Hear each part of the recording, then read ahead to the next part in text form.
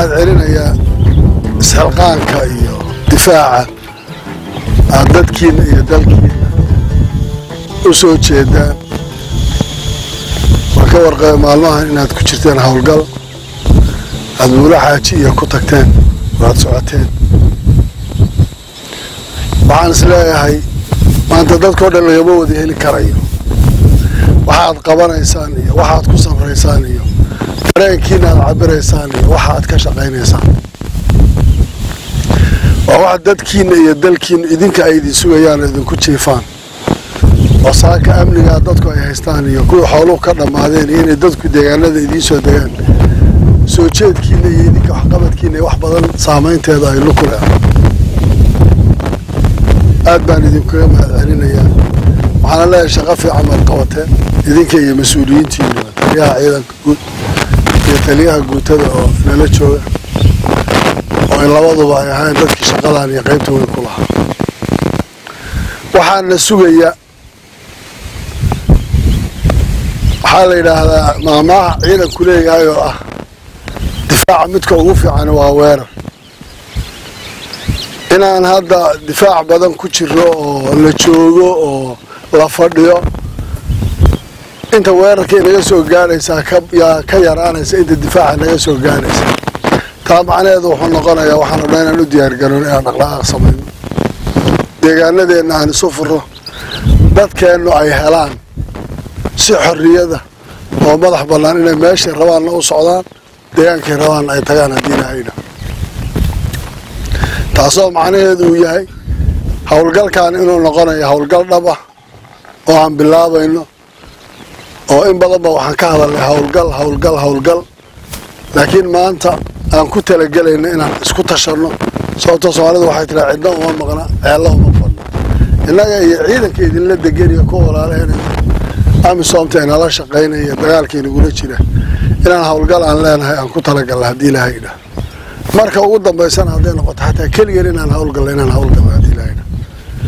waa innagu deegaanada naga maqan caasimaddii ay ka mid tahay dhulkii waa gacanta ka maqan.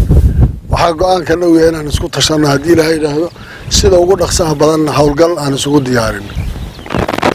dhufayska intaan ku jirro intayna soo gaadhahay kollaba inama soo gaaraysa haddaynu howlgalno. taa marka waxaan idinku imid oo maanta nasiib ugu yeelatanna idinku ugu horeysaan inaan rabo inaan idiin sheego waajibaad howlgal ah oo aan hadal ahayn inaan gelayna haddii ilaahay idhaahdo.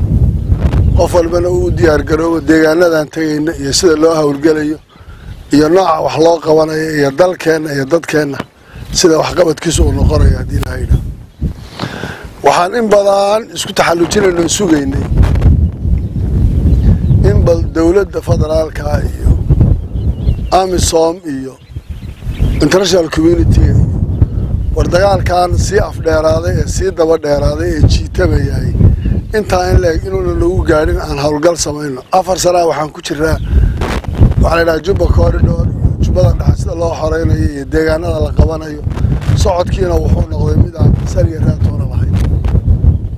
kalaam hadal sheegayaa u batay laakiin waxaan rajaynayaa insha allahu inaan ciddana raacaysa way naga daba iman doontaa haddii ilaahay ciddana raacaysay iyada ay naga daba iman doonta.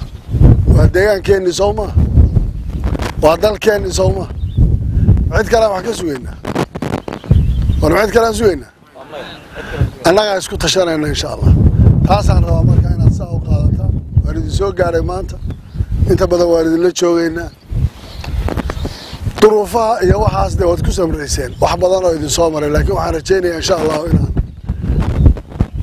mar kasta oo deegaanadeenna iyo isufurnaanshaheenna iyo socodkeennu jiro nolosheenna iyo dhaqaalaha iyo ciidankeenna iyo wax walba sii wanaagsanaa iyo shacabkeenna saaxada inoo yeedhay shacabkeenni baa inoo yeedhaya meelo maanta aad ugu rabaadsan. Buula Xaaji iyaa tagteen maalin dhaweyd badhaadhiyaa la tegayay dadka waad arkaysaan qaylada waxa ka yeedhay laan xageed nooga tegaysaan iyaan lanaga tegin. ma ka tegi doonno waan tegi doonnaa deegaanada waanan joogi doonnaa. aad baad u mahadsantihiin insha allahu waan kulmi doonnaa saraakiisha wixii waajibaadana iyagaan kala qaadanayna.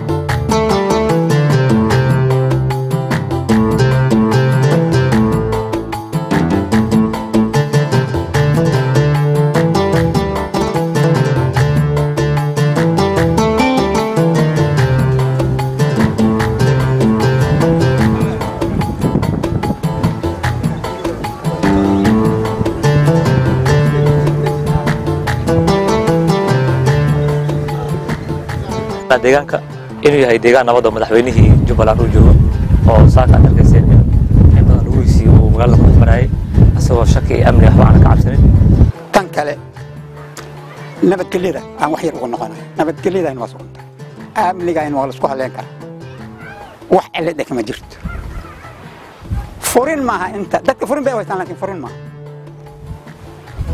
booska ismaaciil kamid ay limata markii loo fiiriyo nabadgelyada waayo ilaahay ma had iskale ciidamadaas iskaashaday waliba aan kuweena awood siinayo aad iyo aad bay u mahadsan yihiin boqolkiiba boqol aad bay u mahadsan yihiin